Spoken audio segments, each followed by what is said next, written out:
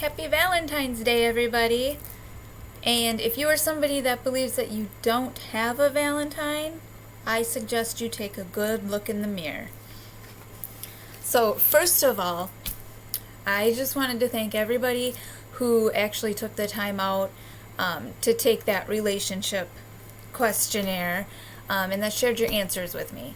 So, I spent like the last month and a half, 2 months or so, kind of dissecting those questionnaires and just trying to see if there was some kind of common ground or connection between everybody's answers in that.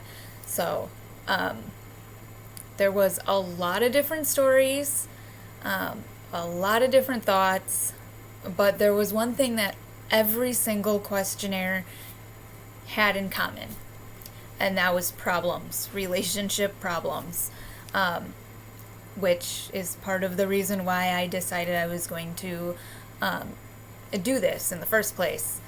I see a lot of problems in relationships all the time.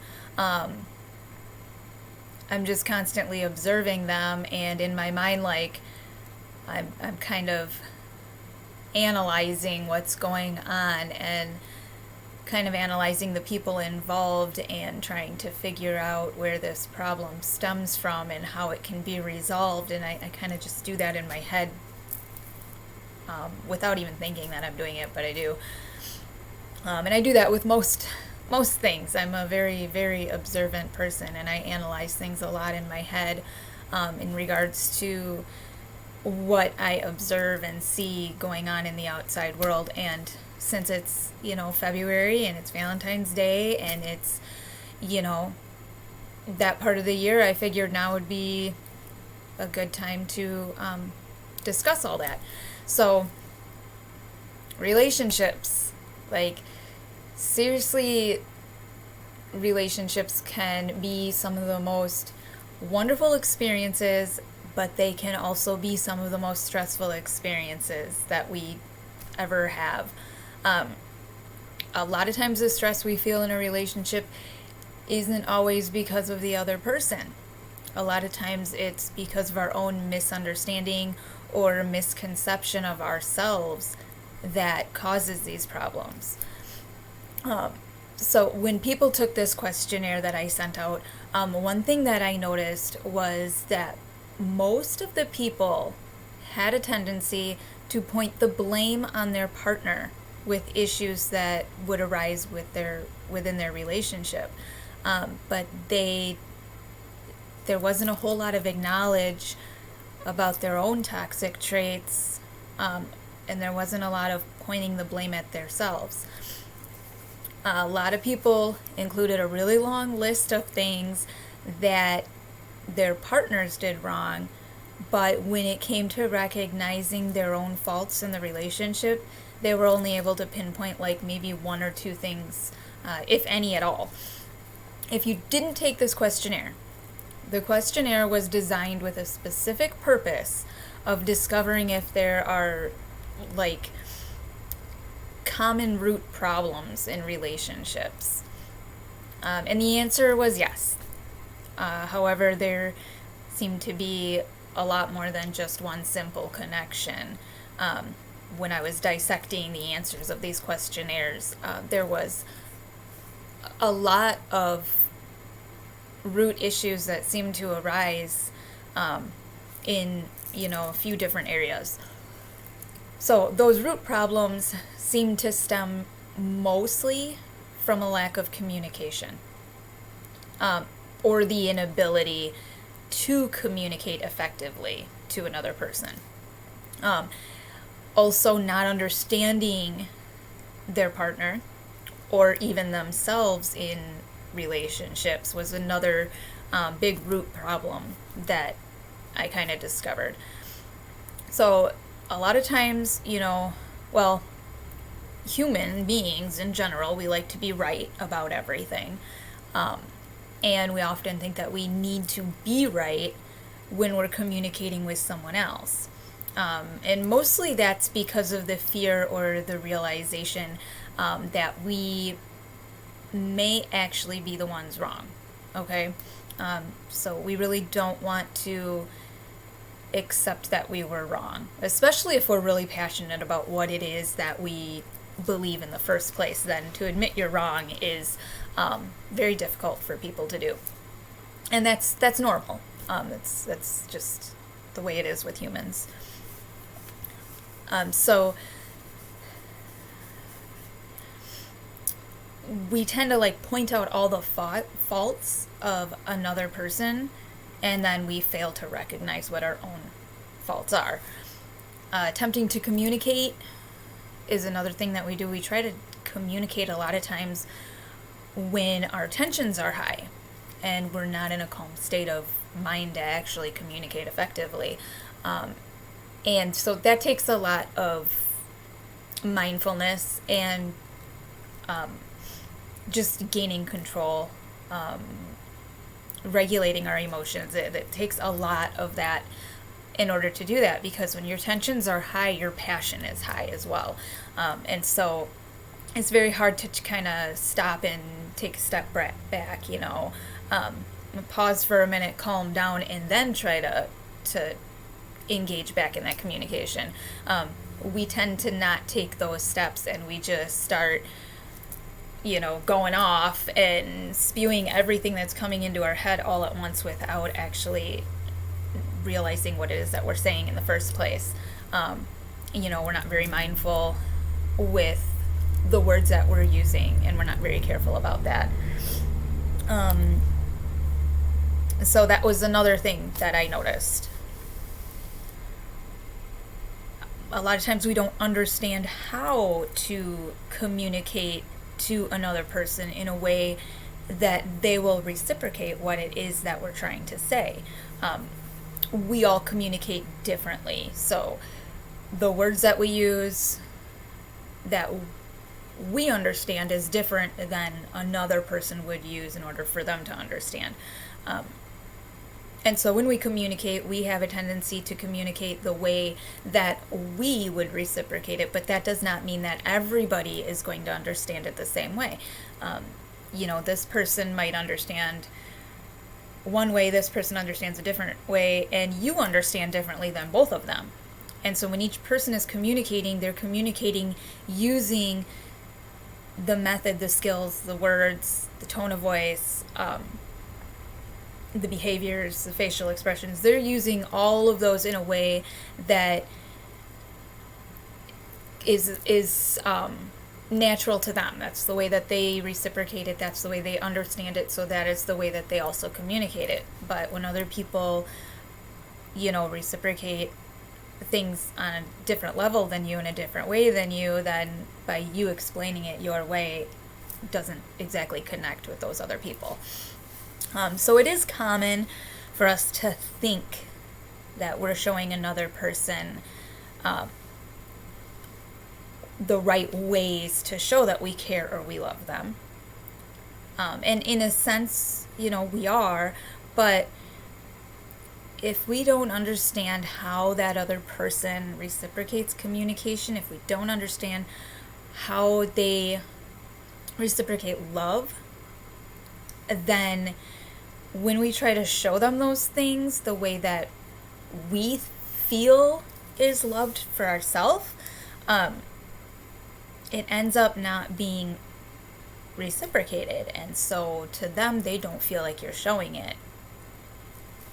Even though to you, you feel like you are doing absolutely everything in your power to show this other person that you care about them and that you love them. But if, it's not reciprocated, if they're not speaking your language, they're not going to see it that way. It's not going to feel that way to them. So when we're doing that, what we're doing is we're showing them the ways that we reciprocate, and so our gestures can actually go unnoticed to that other person. So this is why, and I've said it so many times, I say it all the time to people, and it doesn't even have to be because you're in a relationship, but just to even better understand yourself too. But this is why it is so, so important to know what you and your partner's love language is. Or, in other words, the way that you reciprocate and show love. So if you do not know what your love language is, if you do not know what your partner's love language is, and remember that these change, you can figure out what this is one time, and in 6 months or a year, it can change. So it's important to kind of periodically figure out what your love language is again, because it may have changed. And so then, all of those old ways that made you feel like somebody was showing you love now may not feel like that anymore a year later. And so, if you don't know what those are, then I encourage you to visit this website. It is the5lovelanguages.com. And on that website, there's a quiz that you can take that can be extremely eye-opening to understanding how your partner show loves and how you reciprocate it, and vice versa. So understanding the love languages that are being shown to you and how you reciprocate them, honestly, it can make or break your relationship. It can help explain why you either feel love or why you feel unloved when your partner is, constantly telling you that they love you, but yet you still feel unloved. Well, this can help kind of identify where your love language is, because you may not be one that, words may not be your love language. Your love language may be more of a visual thing. So maybe it's something like receiving little surprise gifts or something. It could be acts of service. That's another love language, which would be like the person doing things to help you without you having to ask. So like filling your car up with gas, doing the laundry without you having to ask, or just little things like that. Can be things that's another love language. It's acts of service. And then there is quality time. So that would be like, spending one-on-one quality time with the other person. Words, obviously, is another one, which would be like saying, I love you, I appreciate you, stuff like that. Touch is another one. So some people need that physical touch. They need to feel that intimacy. So, the cuddling and the hugging, kissing, whatever, would be their love language. And so it's important to kind of figure out what your love language is and what your partner's love language is, because most likely they're different. And so you might be somebody who needs to hear those words. And so you speak those words to your partner all the time, but yet your partner doesn't really feel like you love them, because their love language might be acts of service. And since you are showing them love by using your love language, but their love language is different than yours, then they're not getting that same feeling. And they may be, doing these acts of service for you, but it's kind of going unnoticed by you because your love language is words, not acts of service, right? So anyway, yeah, it's just that website is awesome. The whole quiz and stuff was created by a relationship psychologist. His name is Gary Chapman. He's awesome. He has a book too. Highly recommend the book. It was like a relationship saver for me, honestly. A lot of you on here probably know that Billy and I have been together for a total of like 20 years, but after 16 and a half years, our relationship completely it fell apart, and we separated for like a year and a half. A big part of that reason was communication. It was that was like the main problem we had, was communication.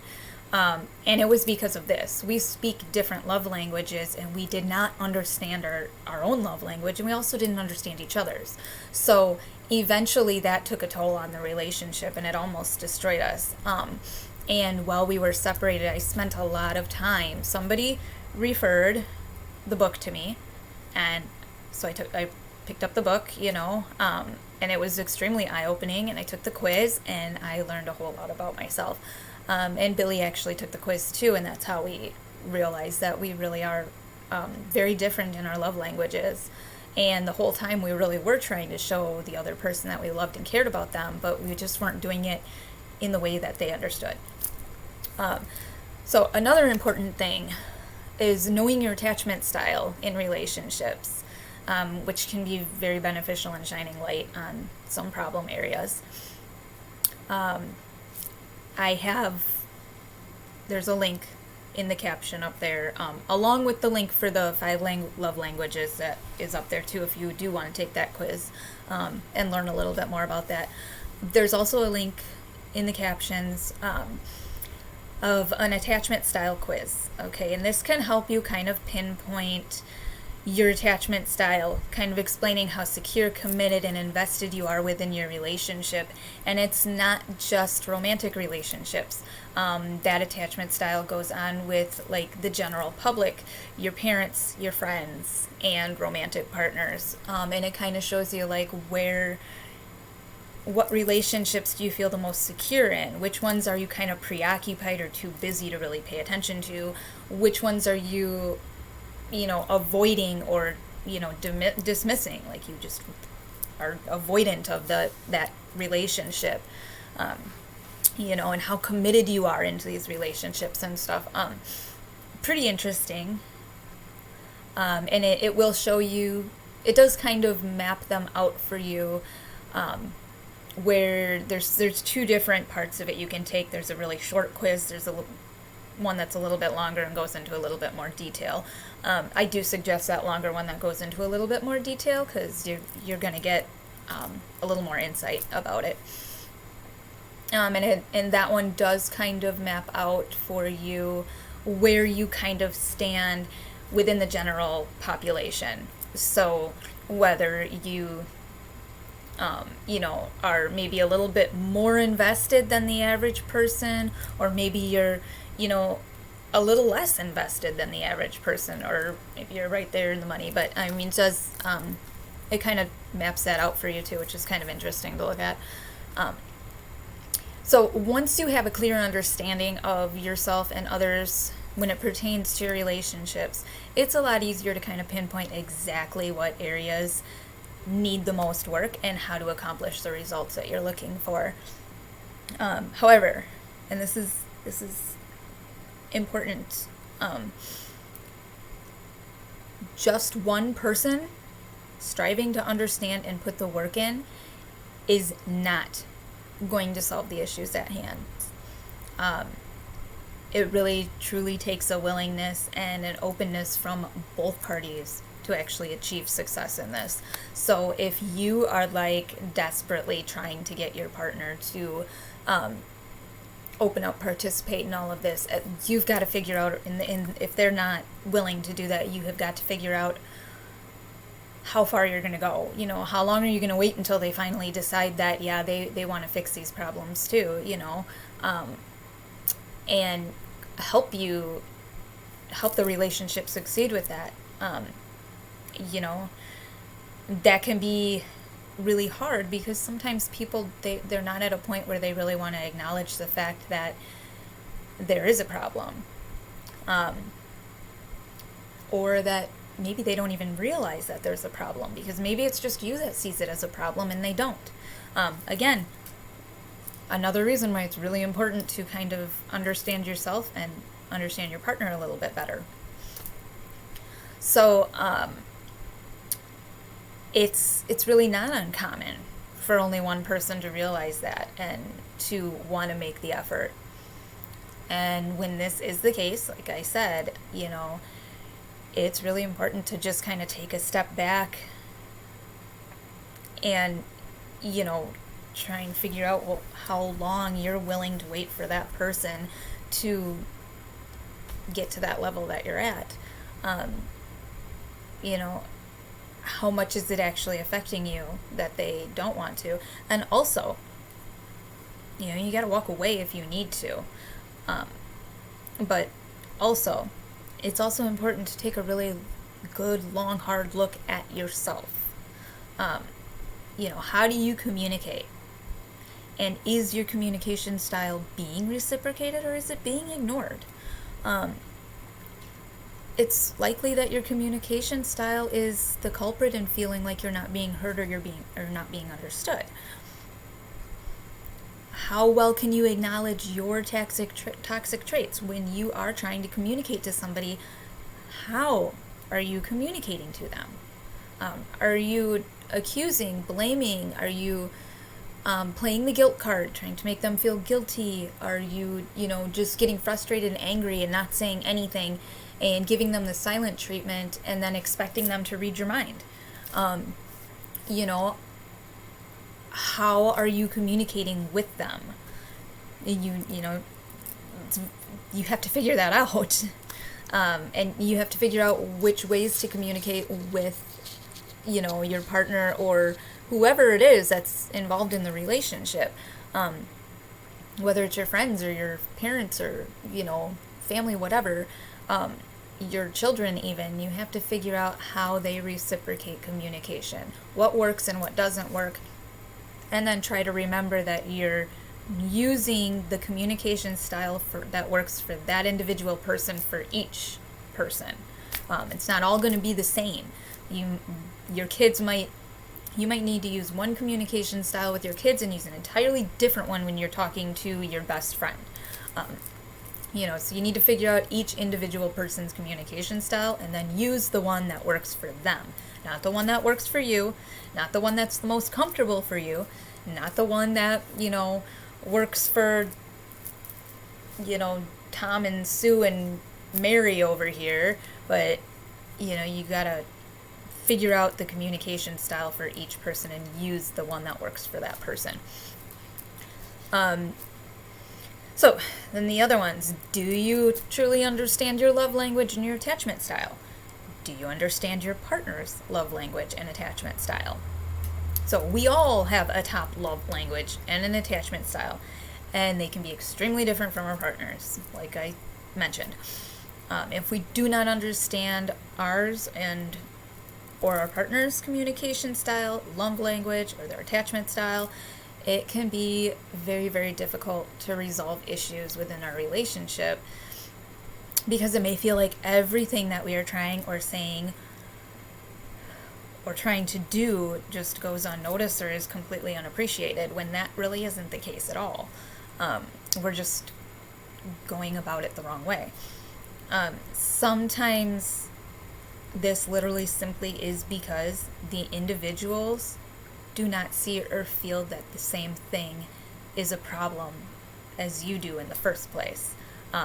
So when I did this questionnaire, almost every single negative answer on every single question, actually I can't even say almost, because it literally was every single negative answer that came on these questionnaires, every answer that was negative came back to one thing, and it was communication style.